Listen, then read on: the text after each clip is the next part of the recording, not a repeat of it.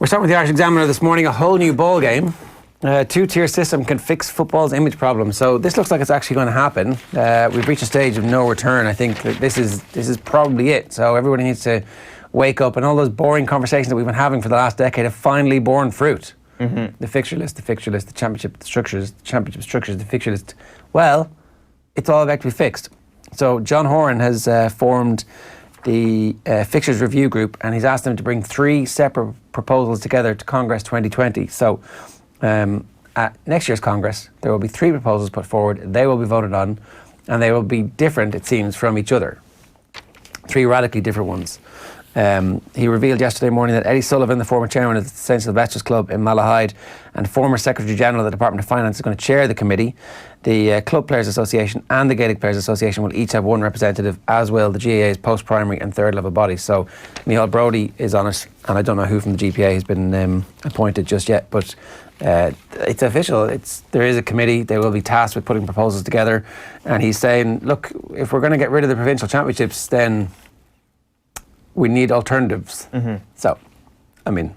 Well, fair play to him for coming out and saying this, because it's the easiest thing to kick this can down the road, to think about the Tier 2 counties who may not be overly happy with this at the start until they realise the positives of it, and as a result, may not have their full support behind you and all that sort of thing at Congress. Like, it's a political minefield being the president of the GAA or being anybody involved in the GAA. So it's great to actually see him come out and actually speak his mind and actually say what he wants to happen and what they're actually working towards. And it's good, proactive thinking. And also, another positive is that it's going to happen soon. Quite often when you hear about these proposals, it's given a shiny word like 2022, GAA thinking 2030 or something like that. And there's like a snazzy 1-minute video of drone shots over the cliffs of Moher. That all disappeared. The 2030 one disappeared. It's somewhere in the background. I don't care how much dust that gathers. Just sort this out first. This is the single biggest problem facing Gaelic football, because also you have the club player knock on as well. So it's great to see the CPA involved as well. Yeah. Here you go. There's the one of the 2 that got away, Jack Grealish, celebrating yesterday. Did you see his boots? No. He wore his lucky boots, and they're like literally falling apart. You can just about see them in the front. See them? Yeah, wow. See there? It's barely kept together, but it turns out he didn't really need new boots. Are you going to cut that out and like sellotape them onto your bedroom wall now? There's no room. No room. It's already full with Villa legends. Villa's royal victory because Prince William was there. Yeah. Alongside John Carew. I mean, they're princes in their own minds, right? Well, for sure. So John Carew probably has a higher opinion of himself than Prince William does. Hazard's farewell. We did something amazing together. Hazard not even pretending that he's coming back next year. And then Newcastle take over, not a done deal. It says business as usual. So that'll be interesting to see what happens with Newcastle. And if Rafa Benitez gets to spend all the petrodollars. Mm-hmm. That could be another reality TV show. Instead of like keeping up with the Kardashians, it's like keeping up with the cousins, and they're just sitting around marble tables discussing which football club they're going to buy. Yeah, exactly. For me, I'm going to start with the Irish Daily Star. Jack in the big time. Grealish is a cut above as Villa return to the Prem. Davy will avoid ban for antics, meanwhile, says Carlo Kane. It looks like he's not going to get a prolonged ban after he was sent to the stands for during the game in Pearse Stadium on Sunday. Toon takeover on cards, that's a Newcastle story. And then good news, it has to be good news, the availability for Spurs fans. Kane is able for the cider. So Harry Kane has declared himself fit for the Champions League final. Just kind of have an image, like the scene in The Office when Michael Scott doesn't really know about bankruptcy, and he's like, somebody tells him, a financial advisor is like, you need to declare bankruptcy immediately. So he goes into the office and tells everybody to shut up, and he's like, I declare bankruptcy. And I have that image of Harry Kane walking into the dressing room yesterday saying, I declare fitness, which I really hope did happen. And I'm not sure if it's actually going to materialise to any positive news, because you're actually of the opinion that he shouldn't be starting this weekend. No, I don't. I think that if you're declaring your fitness on a Monday before game, you're not match fit.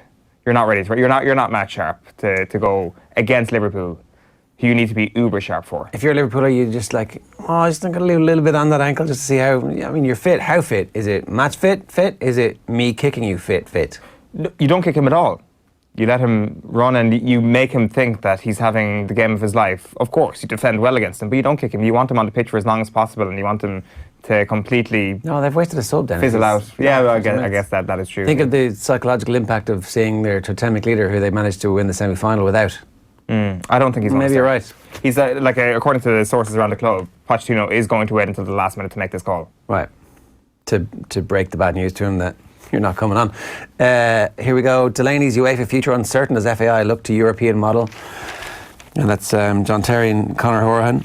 Having Conor Hourihane playing week in, week out in the Premier League next season is going to be great for Ireland, assuming he starts every game, which I think he probably will next season. John Delaney won't be in Baku for the UEFA executive meeting, according to Dan McDonald's piece in the back of the Indo today.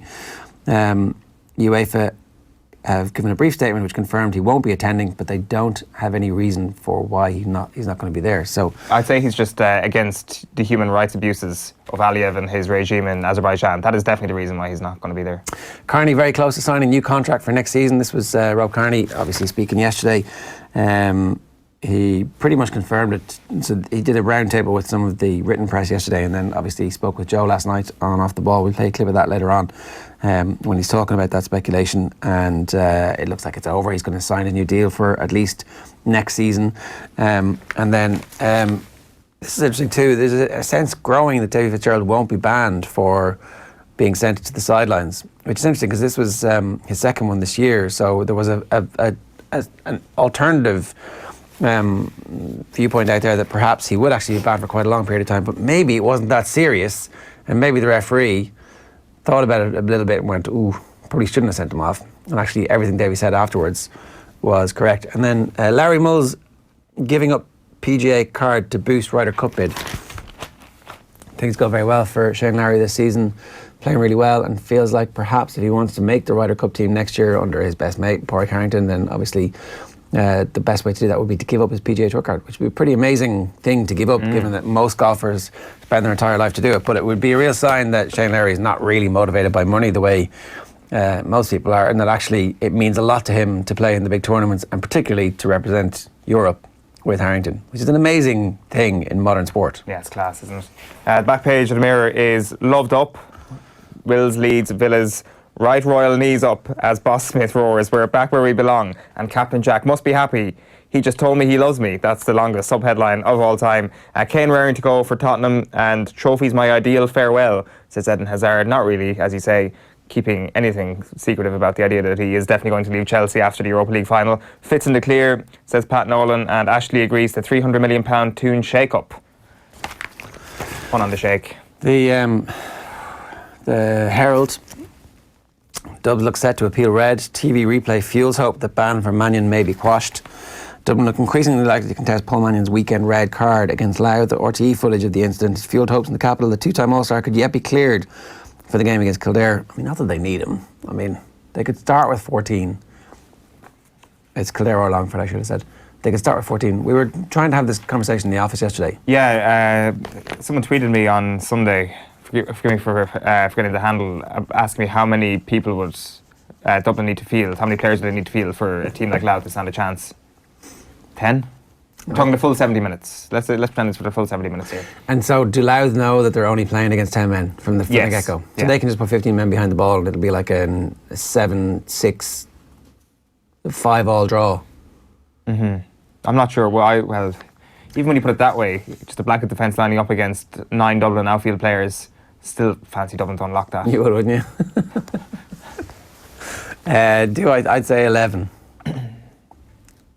Just about. Like, I think they'd need 10. I think it's also when Louth had the ball, really. That's when they'd grind them down. Maybe if there was no subs as well, they might have a chance. The back page of the Sun is Whackpot. Jack eye cut by Cup as Villa win £180 million bonanza. Did you see this yesterday? No. He was caught by the trophy as along with when he was celebrating along with James Chester following their win yesterday. He I love the way the sentence starts. Ireland deserter Grealish revealed, I got a little nudge and knocked it onto my eyebrow, which split open. I won't be looking too good for the celebrations. So he got a little bit of a gash there on the eyebrow, which will just toughen him up. Speaking as a fellow purveyor of the scar, it'll make you look far better, Jack. Yeah. Hard, I believe, is the word. Exactly. There. Villa back in the big time. Well, it's a picture of the two local boys, the two Villa fans, Dean Smith and Jack Grealish. There's a cup. I didn't even know there was a cup. Has there always been a cup? Yeah. Since the Echo? Yeah, I used to think when I was playing Football Manager that it was better to just finish third than second in Because then you get into playoffs. Because then you get one extra trophy alongside your manager, and if you were as ego boosted as my Football Manager character was, then for sure you would try and go after that. Benitez wary of new owner. This is an interesting story. George Calkin has it. Rafa Benitez wants assurances after it looks like a Middle Eastern billionaire announced he had agreed terms to buy the club. And he just wants to make sure, because his deal expires at the end of next month, that he is actually going to be the man to take them forward. The Irish Daily Mail goes with Carney Deal. Ireland star is set to carry on beyond Japan. Jumping Jack Cash is the headline from Wembley yesterday, and Fitzgerald to escape ban after Salt Hill dismissal.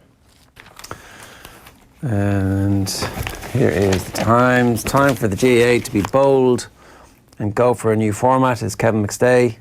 The April experiment has not worked. The qualifiers have been wonderful, but as a concept, their races run over all the weaker counties did not benefit from the format. And there's a suggested calendar for an inter-county close season from September. And then also, showdown comes early for Donegal and Tyrone. That's obviously the semi-final. And GAA ready to bite the bullet on fixtures with new committee. So it's kind of a small story, but it's actually the main thing that's going to happen in the future of Gaelic football. Like, Gaelic football is primed to take over Irish sport. It's just been buried away, like in the bleak midwinter, where all the best players play in all the big games, and nobody gets to get better because they don't get a chance to play together in the summertime. The problem is that the longer they leave this, the more it gets buried away beyond the point of no return. It's never beyond no return. I actually think that hurling had that great season last year, but the hurling season this year hasn't been that great. Well, it's not as good as last year. Yeah, and so it might never be as good as last year. Yeah. And that might have been, that's fine, we fixed that now because we had that one good year and we'll dine out on that for a number of years. But the football season, because teams have started to play a bit more attacking football, because the defensive cycle is naturally finished, because that's how all sport works. If you look at the history of organised sport, it's always worked exactly the same way. The football's getting better. Teams are getting better, more players are staying around. Like, if Longford had their best players available to them for a fixture of a series of games over the summer, who knows what might happen. Yeah. They could actually have an amazing run in summertime and get really good at football. And that's not, I don't think the race is run. I don't think it's too late for that. So O'Brien had that rare quality of making others play better, as Jerry Thorney's tribute to Sean O'Brien. And new guidelines issued on high tackles and shoulder charges. You saw Ross Tucker tweeting about this yesterday. I didn't get a chance to actually look at the videos that they were putting out, but World Rugby is trying to address high tackles and shoulder charges in a way that's meaningful. So, fingers crossed that they'll get there. The Racing Post goes with Morrison on tenterhooks as Telecaster heads for the derby. That's Telecaster, whose odds are shortening for the Investec derby. And back page of the Racing Post is victorious Villa. Picture there of Aston Villa celebrating their playoff win yesterday, and that is the same story on the back of the Guardian. Champagne moment, Villa back in the big time after playoff glory.